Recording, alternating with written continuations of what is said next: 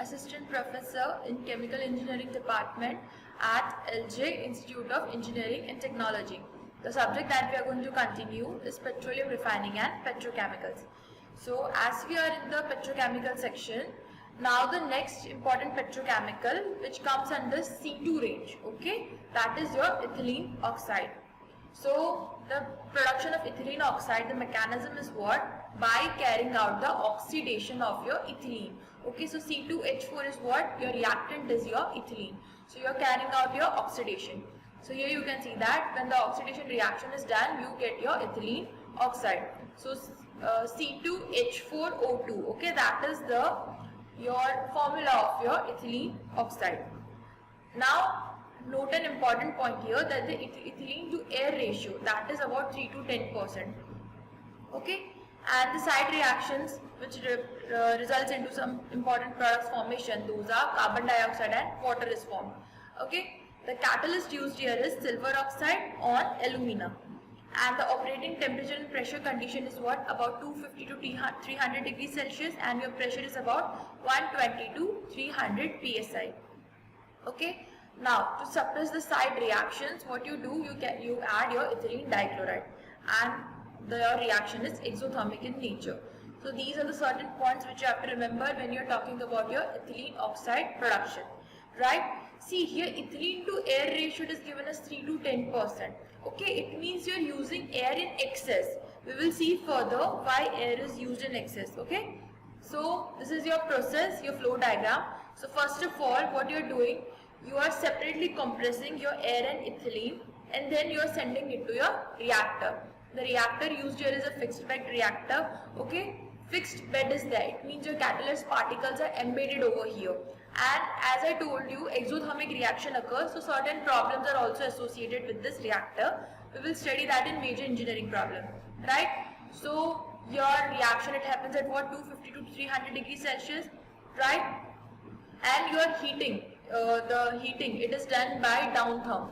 Downtherm is kind of a heating substance. Okay, it is a combination of certain chemicals which has the heat capacity very high as compared to steam, right?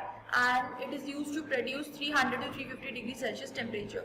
So you are using that as a heating media, right? And then in a reactor, your reaction occurs, that is a oxidation. Now this product, your product is formed in a vapor phase. Okay, ethylene oxide and carbon dioxide, water, these are the products which are formed. Now you are sending it to a water absorber. Okay, but first of all you are doing what? Compression. Compression is done by, see, absorption process. It occurs at low temperature and at high pressure. So by carrying out at high compression ratio, okay, by providing high compression, you are increasing the absorption of your, what to say, ethylene oxide in your water. Now see, why absorption has to be done? Because in your reactor, when your reaction is done, okay, what you're doing, you're passing air. Now here oxidation is the reaction which is happening. So inert gases like nitrogen would be there, okay, because in air your combination is what? It is 79% nitrogen and 21% oxygen is there. So rest amount of nitrogen will also be present in form of inert. So from that product mixture, you are taking out your ethylene oxide by carrying out the absorption using water. Okay, so now this, your main product, that is ethylene oxide with water, it is then sent to a desorber. Okay, where stripping occurs, right? In stripping, what is happening? You're taking out your ethylene oxide and water is separated out. So that way your water is again recycled back to your water absorber. Okay, so desorber and stripper, they work together. Okay, in your stripper, lightened products like carbon dioxide, water, this lightened products are taken out, and in your refining still, okay, fractionation is doing so as to separate your ethylene oxide from the heavy ends, any other certain side reactions which may have formed, right? So from the top of your refining still, you get your ethylene oxide. So this was your flow diagram for your ethylene oxide production.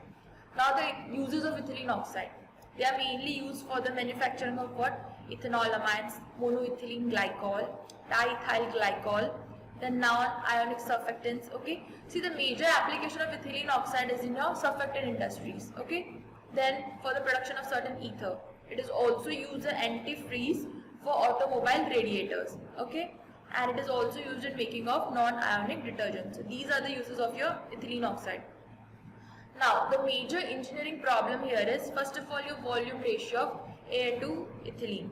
Okay, see why you have to maintain this volume ratio. First of all, the side reactions which form, okay, in which formation of carbon dioxide and water consumes your ethylene. See, ethylene is your reactant here, which will convert into ethylene oxide. So if side reactions may occur, then what is happening? That is a reduction of your reactant, and because of that, the yield of ethylene oxide decreases, right? So the second engineering problem is that the input air or input of air, okay, it causes the leftover like inert, like nitrogen, okay, and hence here what you can do, instead of air you can use pure oxygen also, such that nitrogen gas is not formed. Because if nitrogen is present, then you have to carry out your absorption, okay. Then third is undesired reaction occurs, like hydrogen to give you glycol occurs. So here you can see that in your refining still, the heavy ends what we are talking about the glycols here. Okay, this unnecessary reaction which are done. Then the fluidized bed reactor can be used instead of fixed bed reactor, in which problem of hot spots are there. See, as it is your exothermic reaction, okay. So because in fixed bed what happens, hot spots are formed. In some area, as it is exothermic, some area temperature might be very high as compared to other area. So uneven distribution of temperature is that, okay, which reduces the reactivity, okay, the yield of your reaction. So fluidized bed can be used instead of that. So this was about your ethylene oxide. The next important product in your C2 petrochemical is your ethylene glycol. See, your glycol, it is also known as glycerine, okay. Now the various forms of your ethylene glycol is what? Those are mono, di and triglycol form. Okay. Now the temperature and pressure condition is what? The reaction is done at temperature of 200 degrees Celsius and your pressure is about 1.5 megapascal. The ratio of ethylene oxide to water is about 10:1 to maximize the monoethylene glycol production, right? So here you can see that your reactants are what? Ethylene oxide and water. So the reaction can be seen here. So first of all, your ethylene oxide, it reacts with water to give you monoethylene glycol. So as monoethylene glycol would be more, then and only then other forms of your glycol might be formed. Okay, so here you can see that again your monoethylene glycol, it reacts with your ethylene oxide and diethylene glycol is formed. Further reaction with ethylene oxide, it gives you triethylene glycol, right? So your triethylene glycol, that is your glycerine, right? So the manufacturing process is shown over here. You are subjecting your ethylene oxide and water along with certain inhibitors which inhibits the undesired reactions, and in your reactor you are carrying out your reaction, okay. Then in your multiple effect evaporator you are taking out the extra water, okay. Similarly in dehydration also leftover water is taken out and it is recycled. Now you have three distillations column. In the first one you get your MEG, that is your monoethylene distillation column, okay, the top product. You take it out monoethylene glycol, followed by diethylene glycol, and in third one you get your triethylene glycol along with certain heavy ends. So this is your process of manufacturing of ethylene glycol. Now the uses of ethylene glycol. So first of all, those are used further to carry out certain conversions and formation of polyester, PET bottles, film. Okay, so making of these products, your ethylene glycol is used. But here monoethylene glycol. Then your diethylene glycol, it is used in making coolants, pesticides, rubber compounds, plasticizer, polyurethane, alkyl resin, okay. So they are used in making of certain polymers also and resins, right? Acetate compounds are there. So they are used in making these compounds. Then they are also used in pharmaceuticals and cosmetics, okay. Generally triethylene glycol is used in your pharmaceutical and cosmetics, okay. Glycerine, what is it? That is triethylene glycol. So it has a major application in your cosmetic industry. The next one is your acetic acid production. So there are three ways from which acetic acid is formed, okay. From methanol carbonylation, okay. It means your methanol and carbon monoxide are your important reactant here. Then second is by acetaldehyde oxidation. Then third is your ethylene oxidation. See the third one, ethylene oxidation. That is what hydrocarbon oxidation. Whereas the other two, okay, the first two, those are formed from your already petrochemical derivatives. Okay. Now here let's have a look into the second method. Okay, from the formation from acetaldehyde. So the mechanism is what? Carrying out your oxidation. So how acetaldehyde is formed? First of all, by carrying out hydrogenation of your ethanol, and then acetaldehyde, it is oxidized to give you acetic acid, right? So here you can see that acetaldehyde in presence of air, okay, it reacts to give you acetic acid. Okay, now here what you're doing, you're carrying out a distillation. Okay, certain undesired reactants are taken out, and from that you get your acetic acid. Now what are the uses of acetic acid? First of all, it is used in pharma industry. Okay, it is also used as a plasticizer and as a solvent. Sometimes you need your solvent as a weak acid base. Okay, so acetic acid is a very weak base. So for acidic media, you use acetic acid as your solvent.